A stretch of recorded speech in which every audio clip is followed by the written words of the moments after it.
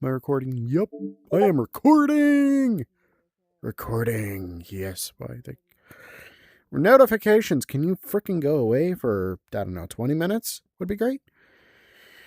Anyway, I don't actually have a legit intro right now. But I am Dan C.G. Kane. Welcome back to another story time. Sort of. Question mark. Story time. Who knows? But, right. Yesterday I discussed I'm writing a book. I've been working on a book for, like, a decade? A little over a decade, and my friend there is still flying around. She's a bird! Which is actually a dragon. Bird dragon? I forget what they're actually called. Azalea, I think is what they're called. I don't know. They're cool though. Very cool looking. Very cool looking. But anyway, yeah, the story I've been working on is called The 14th King. In it, there are two, well, ideally there are two forces. One is called Derulians, which control and manipulate corruption to such a degree they can create all kinds of mayhem and destruction. But there are Derulian, then there's the Daru. The Daru are the leader of the Derulians, and they are incredibly powerful. They're able to literally just touch a planet and corrupt it right then and there, if they choose to. Corruption in my book is like a sickness that can not only affect an entire planet, but can take all living entities, well, all sentient entities on that planet, specifically sentient, and corrupt them to such a degree they become monstrous mutants of what they used to be. These things will rip and tear into each other. They go absolutely freaking wild. These things, if they're left alone, they will attack each other. But when they attack, they will just regenerate. So, yeah, and their regeneration rate is nuts. Like, it's basically instantaneous. These things get damaged and they instantly heal. Additionally, depending on the form the corrupted take, which the corrupted are called Darukin. I know the names I've created are kind of weird, but yeah, bear with me. They're good. I feel like they're good names, though. They sound like good names to me. They do. Darukin, Darulian. I feel like people are looking at me like I'm crazy, but whatever. I don't care. They can think what they want. I feel great. I had a bad day today. I felt like no matter what I did, but it doesn't matter in my day right now. I'm trying to record a video. Anywho, book.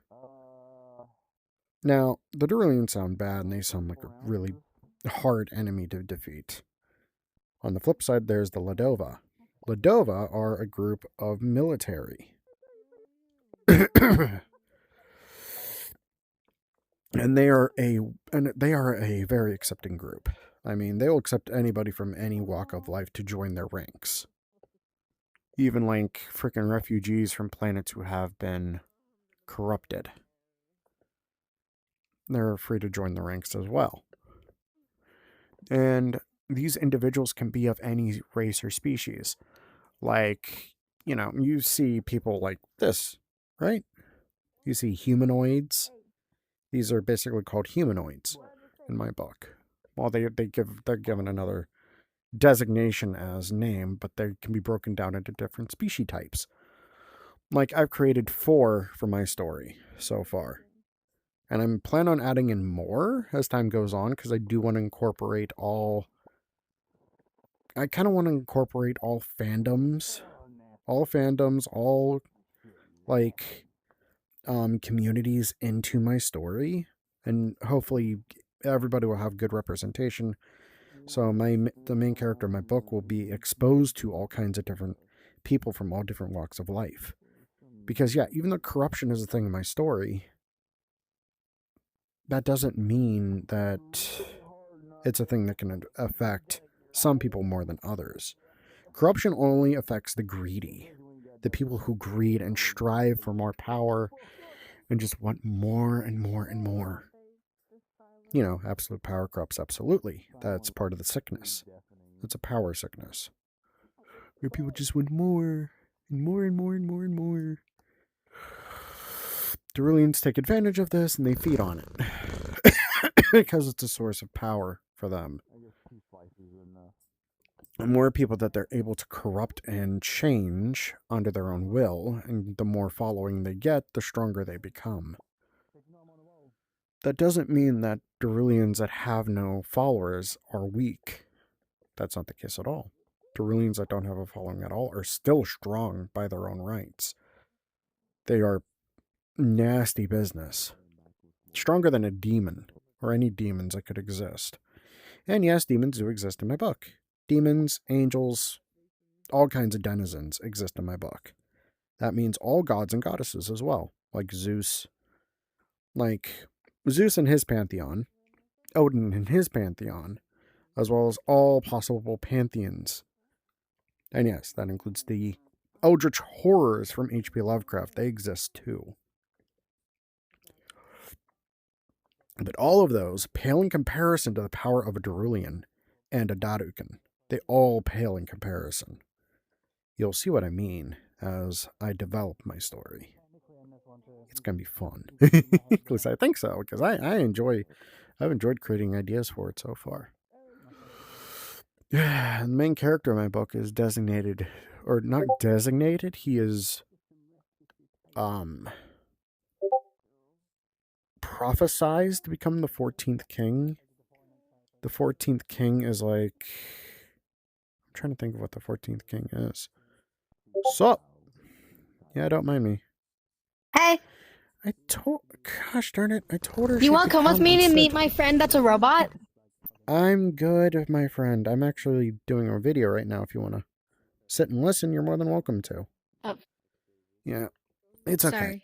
It's all right. You're not interrupting, trust me. As I said, all are welcome to just sit and chill and listen. If you have any questions, by all means ask. I can easily incorporate that into this too. I think it'd be great. My friend's allowed to come over here? Of course! All are welcome. Everyone's welcome. I'll be right back. All right. Well, I guess I could put this on hold for now. Kind of weird doing a video and I have to literally voice my thoughts. Whatever. Where was I? Oh yeah, the 14 kings. Each of the 14 kings are unique because, absolute power corrupts absolutely. In a lot of regards, the kings of the Ladova or Cross Guardians, I know. The Cross Guardians are a group within Ladova, or a group within the Ladova, that are like the elites of the elite. They are the strongest of the strong. They are the peak forces. They have proven themselves through trials, tribulations, and challenges beyond challenging to gain their recognition as Cross Guardians. Their creed or oath is to protect the innocent and to protect those from corruption and to undo the undo corruption, basically. You can't destroy corruption, you can only suppress it. But you can purify those who have been affected, basically cure them of the sickness. Have you ever heard the term absolute power corrupts absolutely? I'm asking both of you. Or anyone who's listening, really.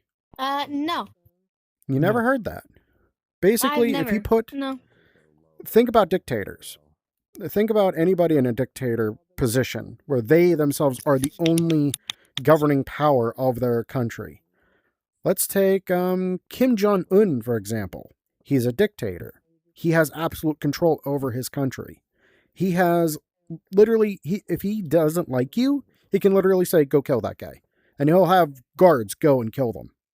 That's not even a joke. That is literally what a dictator is. I mean, there's been kings and emperors and all kinds who have fallen under the same kind of deal.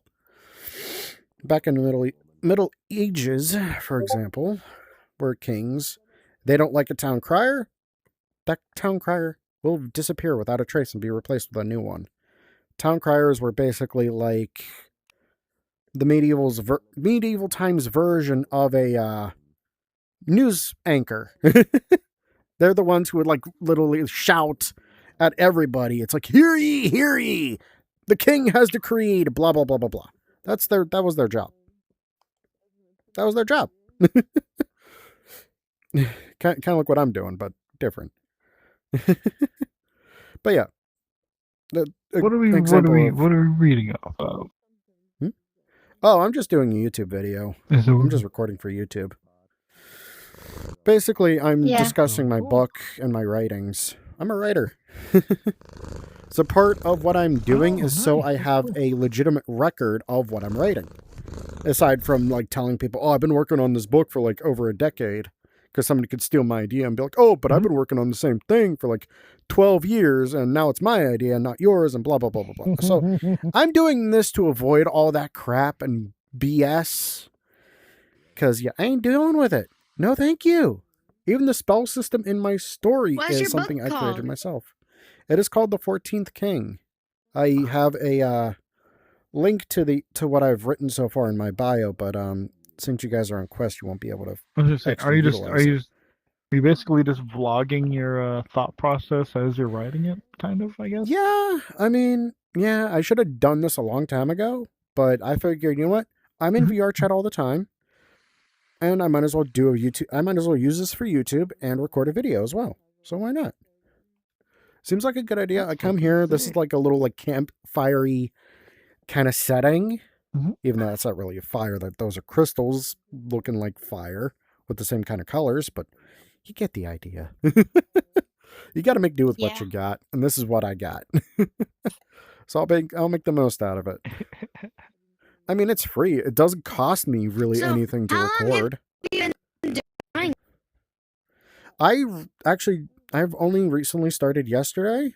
Like I posted my first one in forever yesterday. This will be my second day doing it. I kind of want to do 2 today. But I don't know. Because I won't be able to be on tomorrow. But who knows? I do like the questions, though. And you're not interrupting, you goober. Hi. You're able to come down. As I told these two, you're more than welcome to sit and ask me questions and just talk. I mean, this is going up on YouTube. It's up to you, though. I mean, my last video was only seen by I've actually been on YouTube maybe a couple times.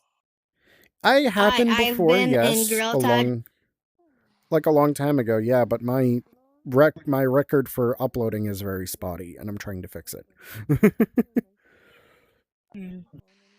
I've actually been on YouTube for maybe 2 videos. I have joined Gorilla Tag YouTubers codes and stuff, and they've been filming it.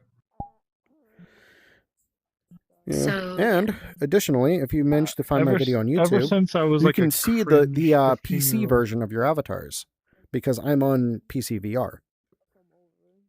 So you'd be able to see like all the nice little details. That's fine. Yeah, I know, you're on Quest. Well, whatever standalone headset you're using. Well, look above your names. Here, let's use Bright, for example. So go into your little small menu. Go into your small menu on your right hand or left hand, whichever, and look at Bright. Look at Bright. Under Bright, you can see a hand, and you can see Android. So that tells me 2 things.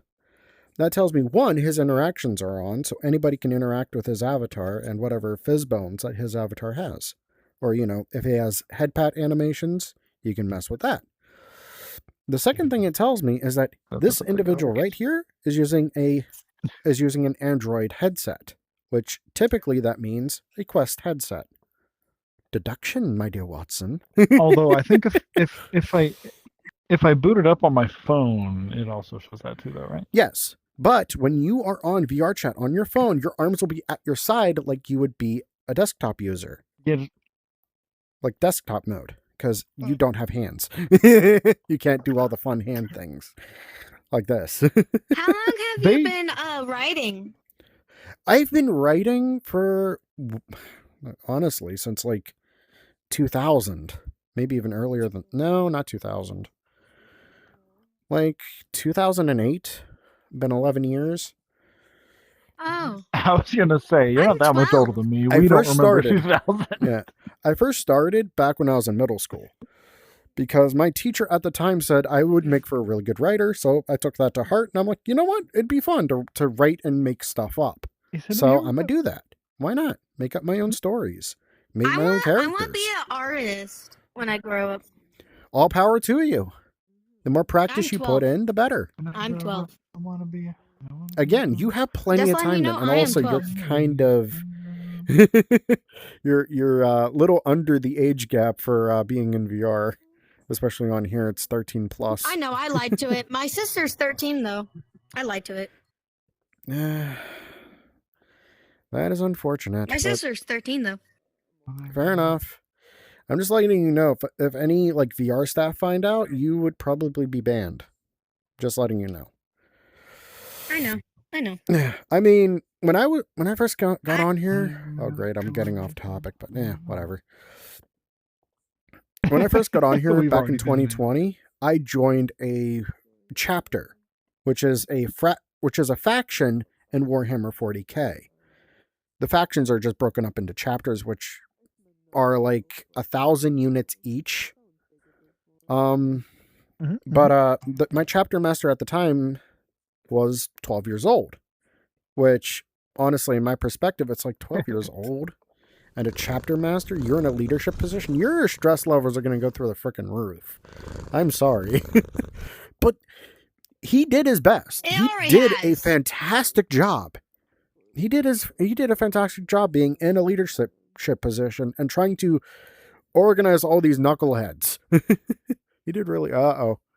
Did they crash? Did they get kicked? Ooh, what's gonna happen? I know they were lagging a good bit before, but this is a very strong lag spike. That is a crash. Yeah, they crashed. They're gonna disappear from this world here in a few moments. Yep. So Gothic Gamble. Okay. Well, catch you later, Gothic Gamble. You have a wonderful night. Yep, see, told you. Poof! But anyway. Oh, yeah. The 14th King. I've been often asked, like, what it's about. There are two groups. There are two major groups in it. One is called the Darulians. The other one is called Ladova. The Darulians, they control corruption. Which, corruption in my book acts more like a sickness.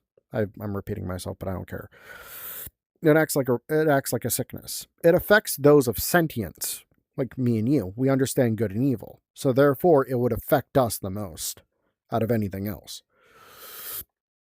And corruption affects people individually. It will start making them very greedy, very violent, very aggravated because they're not getting their way or whatever. It makes them want more power. It makes them want more and more and more and more. To the point where it will cause the body to undergo physical changes. Skin will dry out, it will crack apart, to the point where the individual affected will start to bleed profusely from the cracks. And this blood will keep going. They will not run out of blood. For some reason, they will not run out of blood. So, yeah. And that's the worst of their worries. Oh, no. Once the blood has collected around their feet enough, the blood will then engulf the person, turn into a nice cocoon, harden, then break open to reveal some kind of monstrosity. Whether it be an overgrown slug that has bones growing out of its back, like a rib cage or various bones, or other nasty creatures of nightmare. Nightmare fuel. Let's go.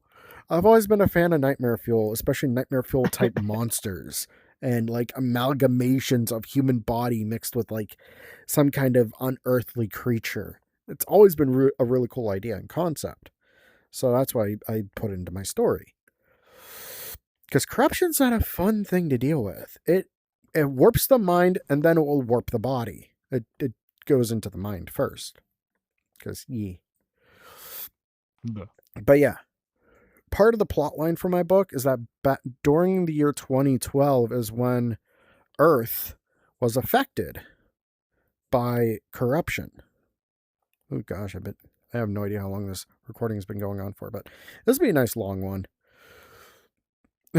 So Earth was swallowed up by corruption. Some people survived and were sent elsewhere because of a group that decided to go in there and do reconnaissance to try and collect data. they managed to recover some individuals before the Earth was fully engulfed. But their main objective was just to collect data, not to rescue people. So kind of like, we got to rescue people, but we can only rescue a small amount. Otherwise, we'd probably get in bad juju, bad trouble. One person individual was a person of interest on the planet, which they were supposed to be rescued anyway, because they were going to be the 14th king. Hence the title. They're prophesized. Mm-hmm. Now, the 14 kings, the 14th king, they are referred to as numbered kings. Now, there's a planet in my story called Lenoma. Lenoma is where the Ladova train and become stronger with their abilities. Ladova is a military group. But anyway. Now, Lenoma always had a ruler called a king. The king is a rank. It is just a generic rank. Anybody of any gender can be a king. Doesn't matter. It's just a rank. It just means you are at the highest rank of our military. You are given this specific rank to designate you as the strongest. That's who you are. That's it. That's what king is to the people of Lenoma and to the Ladova. Anyway, the 14 kings are very special. They were able to not only do their jobs as king, but they were also able to do a little bit more. They were able to go above and beyond and do something substantial for Lenoma, for its people, and for the universe that they live in, and for existence itself. All of these are optional, by the way. Don't really need to happen, but it's good to do. Additionally, they also did not succumb to getting drunk off of their own power. Since they are the strongest of Ladova's forces, there's literally no one on Lenoma who can challenge them and to keep them in check except for themselves. And that's the important part, is them keeping themselves in check and in control.